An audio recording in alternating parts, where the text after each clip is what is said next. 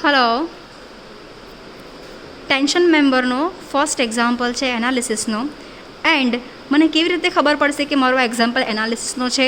તો મારા ક્વેશ્ચનમાં મને એંગલ સેક્શન ગિવન હશે એન્ડ મને કહ્યું હશે કે find out tensile strength of the member.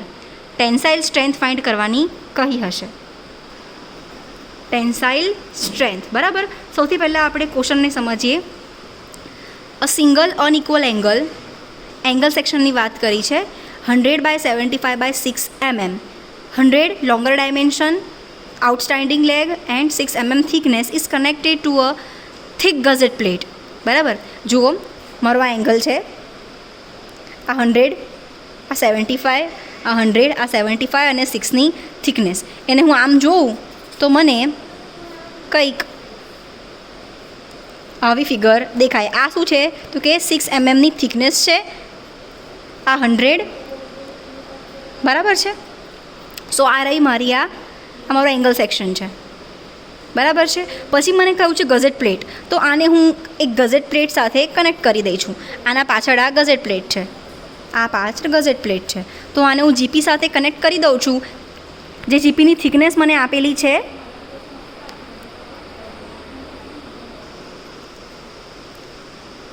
બરાબર. ધેન આફ્ટર મને કહ્યું છે કે આ જે મારી ગઝેટ પ્લેટ છે એ 16 mm ડાયામીટર બોલ્ટ પ્રોવાઈડ કરેલા છે. જે આ બોલ્ટ છે એ 16 mm ડાયામીટરનો છે. ઓકે. ધેન મને શું કહ્યું છે કે determine the design tensile strength. મેં તમને કહ્યું હતું કે મને જ્યારે ડિઝાઇન ટેન્સાઇલ સ્ટ્રેન્થ ફાઇન્ડ કરવાનું કહે તો એક્ઝામ્પલને એનાલિસિસનો સમ કહેવાય છે. પછી મને બીજી વેલ્યુઝ આપેલી છે, જેમ કે હિલ્ડ સ્ટ્રેન્થ, અલ્ટિમેટ સ્ટ્રેન્થ. તો હિલ્ડ મને 250 છે એન્ડ અલ્ટિમેટ સ્ટ્રેન્થ સ્ટીલની મને આપેલી છે 410 megapascal. Assume longer leg is connected to GP, મતલબ કે આ ગઝેટ પ્લેટ સાથે મારો લોંગર લેગ કનેક્ટેડ છે. And calculate efficiency of member, એ આગળની વસ્તુ છે. એન્ડ મને અહીંયા આપેલું છે કે 10 mm થિક જીપી છે. આ ફિગર મને ગિવન છે, બરાબર છે. અહીંયા નથી ગિવન મને કે 10 mmની થિકનેસવાળી ગઝેટ પ્લેટ છે. ઇફ તમને આ ફિગર ના આપે તો તમને મેન્શન કરી દે કે ભાઈ જીપી 10 mm થિકનેસની છે, તો આ ફિગર છે. આ ફિગરના બધા ડાયમેન્શનને જોવા જાઉં છું તો મને આ 75 શું છે, આ 100 શું છે, 16, આ બધું જ મને ખ્યાલ આવી ગયો છે. બાકી રહ્યું છે તો કે વોટ ઇઝ ધીસ જી? આ 60 શું છે?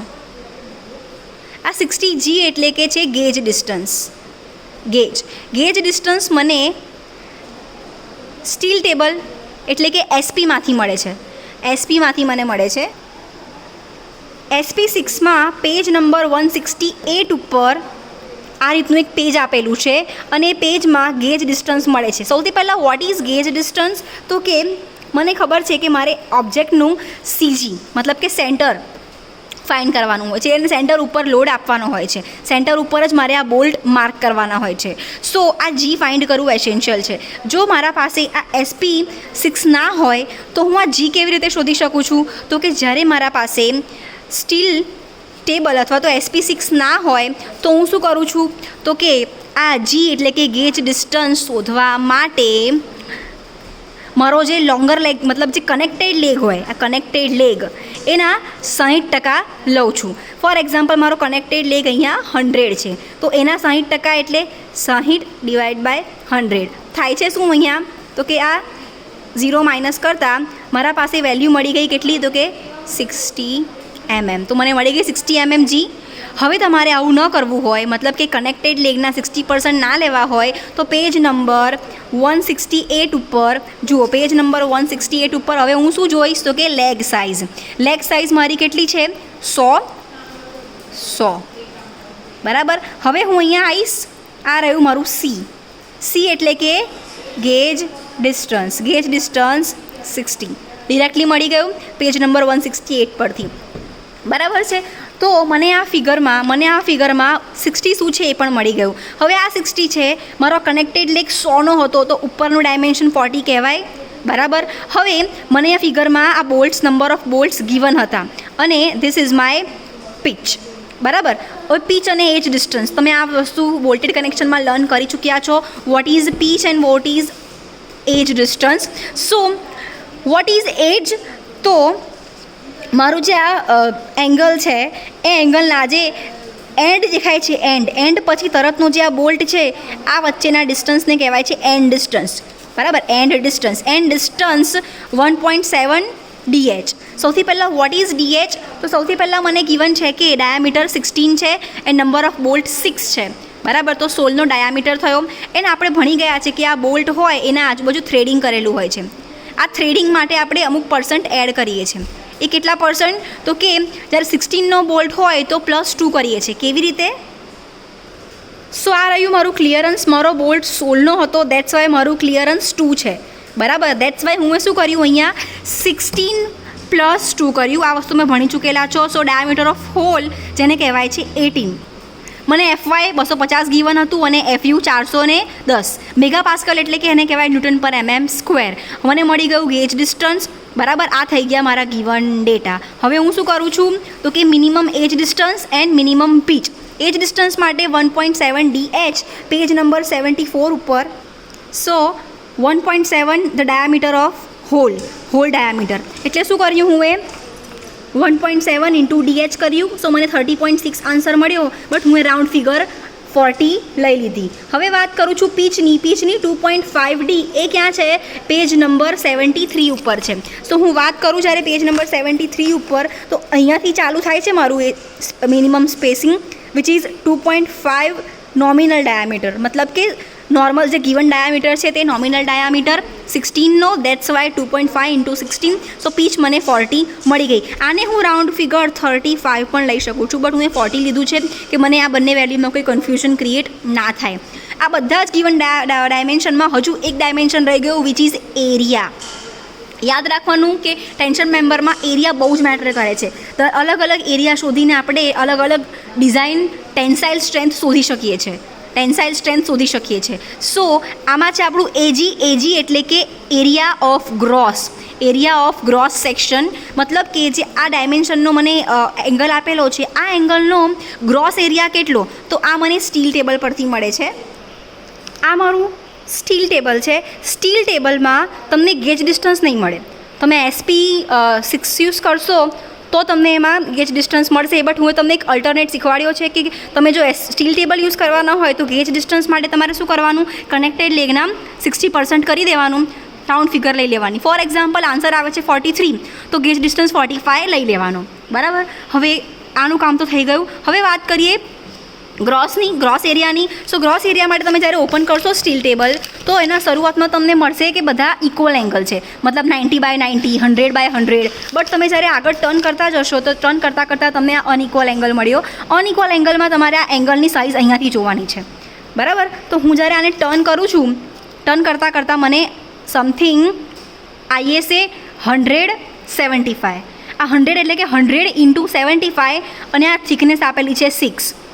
મતલબ કે અલગ અલગ એંગલની થિકનેસ છે 100/75 × 6, 100/75 × 8, 100/75 × 10, બરાબર. આ પેજ મારું કયું છે?